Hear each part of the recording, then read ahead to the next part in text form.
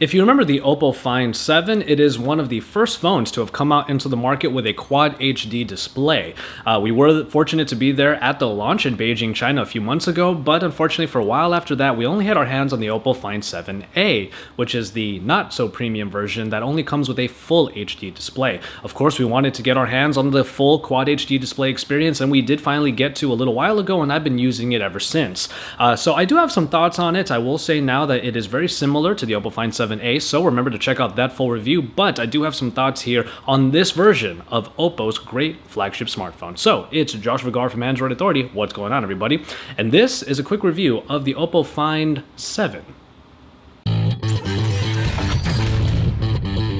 As far as the aesthetics go, we will start with the design of the Oppo Find 7, and it is largely the same as the 7A. The body is pretty much the same. There's really no size difference at all. It's still got the same 5.5-inch screen, though this time it is Quad HD. And as far as the body goes, the flat sides and the very subtle curve on the back does allow it to be pretty useful in one hand, even though it's just outside the realm of comfort. But the thing that I was really excited about in the Find 7 was its backing, because aside from the plastic backings of the Find 7A, we have the carbon fiber backing on the back of the Find 7. But unfortunately, there was one real problem with it, and it came just days after I got this version of the phone. The carbon fiber backing, despite looking very attractive, at least in my book, was already smudged up and scratched after just a couple days of usage. It slid around a little bit on one of my tables, and on the top right corner, there's just this marking on there that I cannot get out, and there's a small version of it over on the left side as well.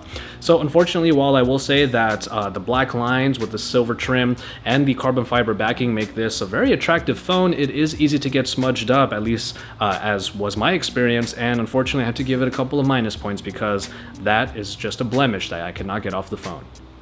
But of course, among a couple other enhancements, we do have the Quad HD display, and that is really the main story here on the Oppo Find 7.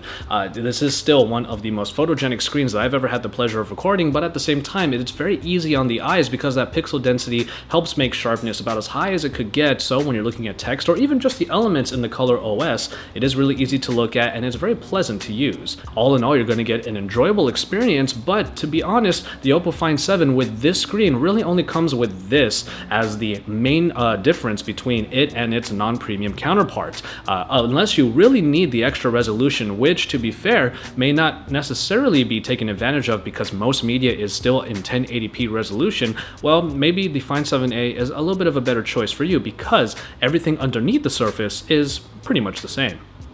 When we are talking about what's underneath the surface, we do have a little bit of a change when it comes to the processing package. The Find 7A does come with the Snapdragon 800, but the Find 7 does get a boost with the Snapdragon 801. Now that does put this just a little bit above the Find 7A, but for the general user out there, you may not be noticing that much of a difference. Perhaps it's better to say that the Snapdragon 801 sort of makes up for what kind of processing power you need with a Quad HD display. But all in all, the speed is more or less comparable, and you really aren't going to be seeing that much of a difference when you're using one over the other. If you do end up getting the Find 7, you are going to be on the bleeding edge, but the Snapdragon 800 of the Find 7A is really not all that far behind at all either.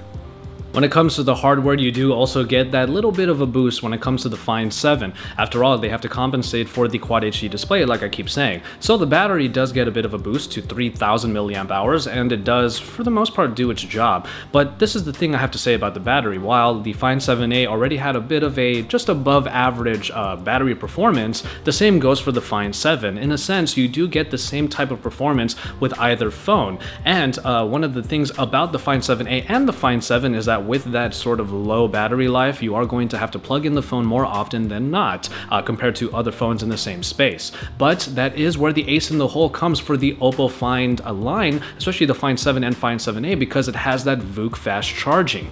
Now, this is still, in my opinion, one of the best trump cards when it comes to these flagship devices by Oppo, because being able to charge from 0 to 100 in about an hour is still one of the best and most useful features of this phone. It's something that I use all the time.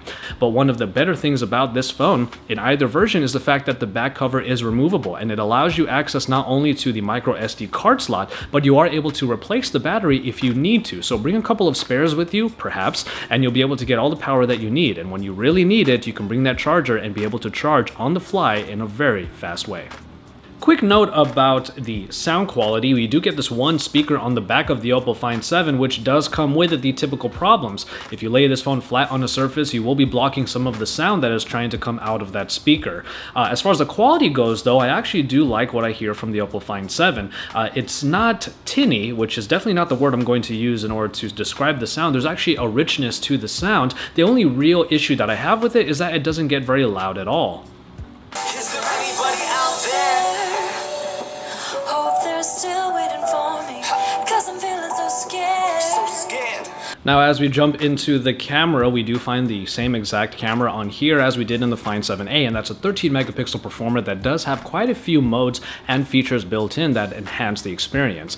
For the most part, though, you're going to be having the same type of performance when it comes to this and the Find 7a, of which I already did a camera shootout, which you can check out by checking the link at the end of this video and in the description below. But all in all, the camera experience is about what you would expect on a phone like this, a flagship. It may not be the best, but it's also not the worst, and it is still quite usable, especially for you general users out there who may get your hands on either version of the Oppo. And finally, in software, I did just want to say a couple of things here. The version of ColorOS that comes on here is by and large the same one that you get on the Oppo Find 7a, which was a bit of a bummer for me because I really wanted to have ColorOS 2.0 available, even if it was the beta already installed on here. The procedure to get the ColorOS beta 2.0 installed on here is a little bit involved. It's not something I wanted to get into right away, primarily because you have to go through the rooting and all of the flashing on the phone, and it just wasn't something that I was willing to do until an official version of the beta 2.0 came out for this version of the Oppo Find 7. What we're missing in that sense is one of the features, at least, that I was really excited to use on the premium version of the Oppo Find 7, which was the sky gestures. As you'll see in this clip from back during the launch, you hold the volume button down and you are able to just move the phone around in a number of different ways in order to trigger some shortcuts. Unfortunately, we're not getting that in this version of ColorOS. It is largely the same, but it's still a useful operating system, at least in my opinion, because it comes with quite a few thoughtful features that you can take advantage of as long as you take the time to set them up. There are media pages, as you're seeing here, that allow you quick access to a camera and also a nice looking music player if you have built-in music, not necessarily music that's in the cloud. And if the screen is off, you are able to double tap to turn on the screen, or you're able to put in a number of programmable gestures in order to either get into the camera or turn on the torch, which are always useful. They are able to be triggered even in your pocket from time to time. If you have that issue, it might be better to just turn off those particular gestures, but I haven't had that issue too often when it came to the Oppo Find 7 or even its non-premium counterparts. Unfortunately, that is really all that you can say about ColorOS. It is still one of the more fringe operating systems out there, one that you'll probably have on Chinese phones like this, and it's not one that you'll find anywhere else really, which does make it a little bit unique, but in the end it has a number of good features that do differentiate it. And if you do get the Oppo Find 7, you may enjoy ColorOS, but if you don't, it does come with its own recovery still, so you can always go to the Oppo forums and they have official ROMs for phones like this that you can change out in order to get the experience that you really want, and that's something I've always loved about Oppo.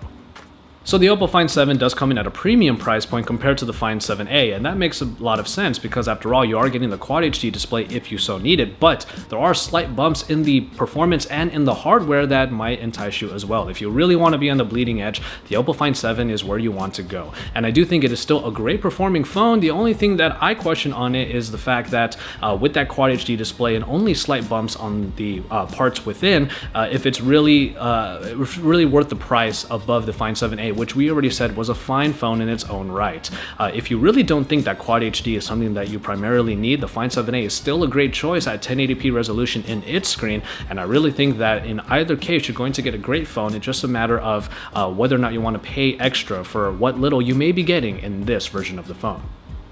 And so there you have it. I hope you enjoyed this review of the Oppo Find 7. I just wanted to riff and give you kind of a quick review of it, my thoughts on this phone when compared to the Oppo Find 7a, which we already have a extensive review on in the video you can see right over on the side, along with the camera shootout if you really want to see some examples of the camera quality. Keep it tuned to Android Authority for all of the best coverage. Don't forget to drop us some likes on our videos and to subscribe if you haven't already. And then when you're done with all of that, head on over to AndroidAuthority.com because we are your source for all things Android.